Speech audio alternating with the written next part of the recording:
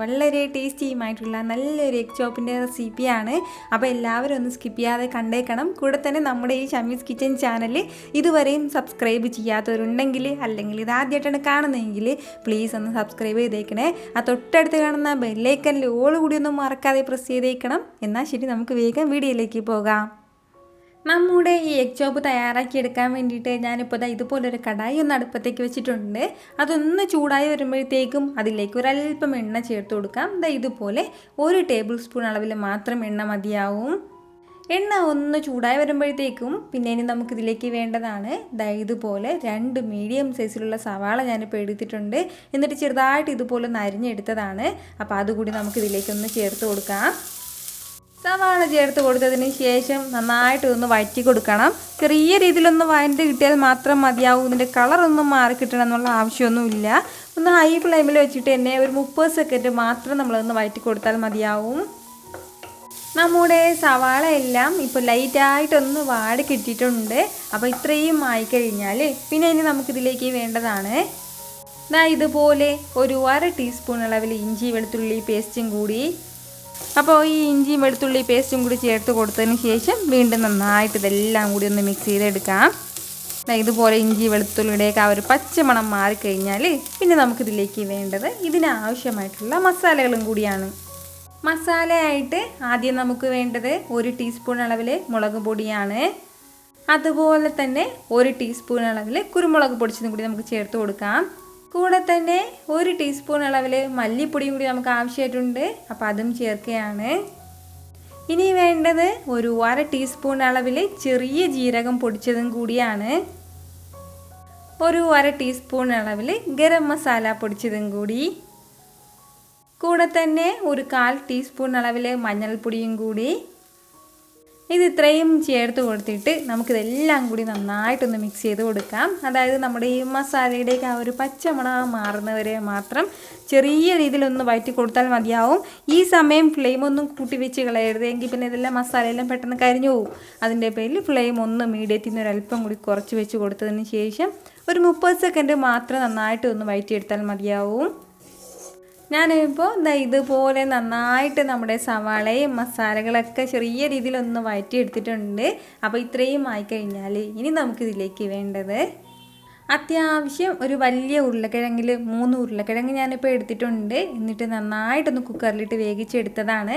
അതിന് ശേഷം അതിന് പുറത്തുള്ള തൊലിയൊക്കെ ഒന്ന് മാറ്റിയിട്ട് നല്ലതുപോലെ ഒന്ന് കൈവച്ചൊന്ന് ഉടച്ചെടുത്തതാണ്. അപ്പോൾ അതുകൂടി നമുക്കിതിലേക്കൊന്ന് ചേർത്ത് കൊടുക്കാം. ഇനി നമുക്ക് വേണ്ടത് ഒരല്പം മല്ലിയിലയും കൂടിയാണ്. അപ്പോൾ അതും ചേർക്കാം. ഒരു പകുതി നാരങ്ങയുടെ ജ്യൂസ് കൂടി നമുക്കിതിലേക്ക് ആവശ്യമായിട്ടുണ്ട്. അപ്പം നമ്മൾ ഈ നാരങ്ങ നീര് ചേർക്കുമ്പോഴത്തേക്കും ചെറിയൊരു പുളിപ്പുണ്ടാവും, അതിന് വേണ്ടിയിട്ടാണ്.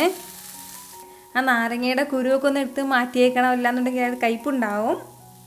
ഒരു 2 സ്പൂൺ അളവിൽ അരിപ്പൊടിയും കൂടി നമുക്ക് ആവശ്യമായിട്ടുണ്ട്. അപ്പോൾ അതും കൂടി ചേർത്ത് കൊടുക്കാം. പച്ചരിപ്പൊടി തന്നെയാണ്. നമ്മൾ ഇതുവരെയും ഇതിലേക്ക് ഉപ്പൊന്നും ചേർത്തിട്ടില്ലായിരുന്നു. അപ്പോൾ ആവശ്യത്തിന് കുറച്ച് ഉപ്പും കൂടി ഇത്രയും ചേർത്ത് കൊടുത്തതിന് ശേഷം ഇതെല്ലാം കൂടി നമുക്ക് നന്നായിട്ടൊന്ന് മിക്സ് ചെയ്തെടുക്കണം. അതായത് നല്ല രീതിയിൽ.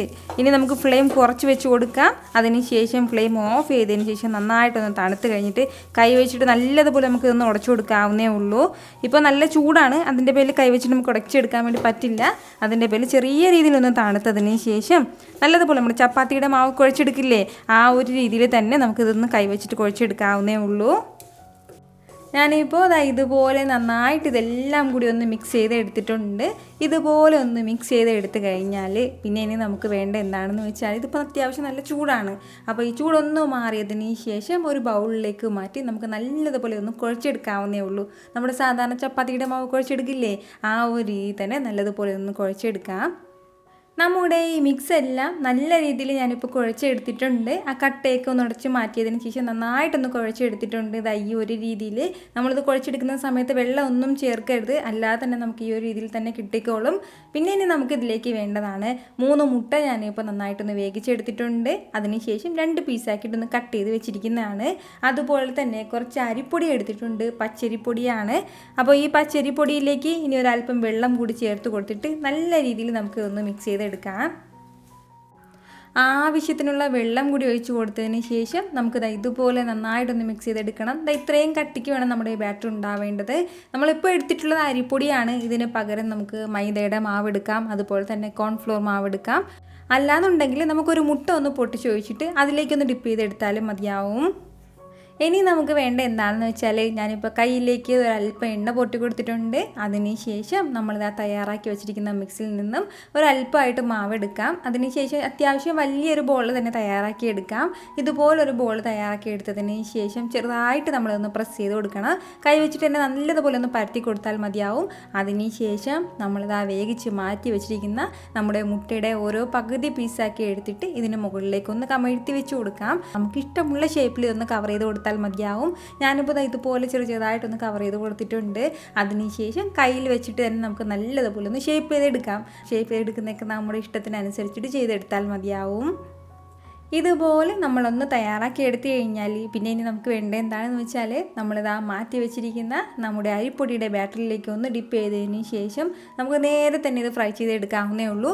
അല്ലാന്നുണ്ടെങ്കിൽ നമുക്ക് വേണമെന്നുണ്ടെങ്കിൽ ബ്രെഡ് ക്രംസിലേക്കോ അല്ലാന്നുണ്ടെങ്കിൽ അരിപ്പൊടിയിലേക്കോ ചെറുതായിട്ടൊന്ന് കോട്ട് ചെയ്ത് വേണമെങ്കിൽ അങ്ങനെ എടുക്കാം. പക്ഷേ ഞാനിപ്പോൾ ഇത് ഡയറക്റ്റ് തന്നെ ഒന്ന് ഫ്രൈ ചെയ്ത് എടുക്കുകയാണ്. ബ്രെഡ് ക്രംസിലേക്കൊന്ന് കോട്ട് ചെയ്യുന്നില്ല.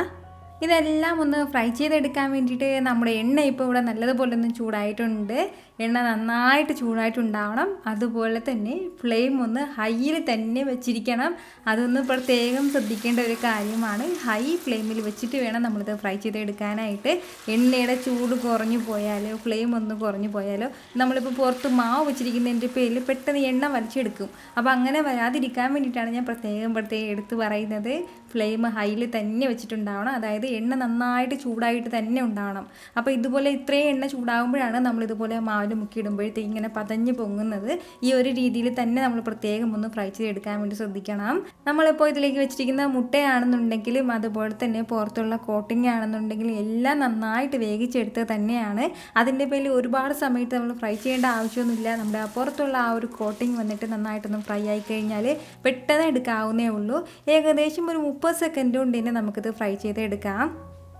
ഇതുപോലെ നല്ല സൂപ്പറായിട്ട് നമ്മളിപ്പോൾ ഫ്രൈ ചെയ്തെടുത്തിട്ടുണ്ട്. ഇങ്ങനെ തന്നെ ബാക്കിയുള്ളതൊന്ന് ഫ്രൈ ചെയ്തെടുക്കാം. ഈ രീതിയിൽ ഫ്രൈ ചെയ്തെടുക്കുമ്പോഴത്തേക്കും നമുക്ക് പ്രത്യേകിച്ച് ബ്രെഡ് ക്രംസിൻ്റെ ഒന്നും ആവശ്യമേ ഇല്ല. ഈ ഒരു രീതിയിൽ തന്നെ നമുക്ക് ഏത് സ്നാക്ക് വേണമെങ്കിലും ഫ്രൈ ചെയ്തെടുക്കാവുന്നേ ഉള്ളൂ. പക്ഷേ പ്രത്യേകം ശ്രദ്ധിക്കേണ്ടത് ഫ്ലെയിം നന്നായിട്ടുണ്ടാവണം. അതായത് എണ്ണ നല്ലതുപോലെ ചൂടായിട്ടുണ്ടാവണം. ഉറപ്പായിട്ട് നിങ്ങളെല്ലാവരും ഒന്ന് ട്രൈ ചെയ്ത് നോക്കണം. നിങ്ങൾക്കിത് നന്നായിട്ട് ഇഷ്ടമാവും. വളരെ ടേസ്റ്റി ആയിട്ടുള്ള നല്ലൊരു സ്നാക്കാണ്.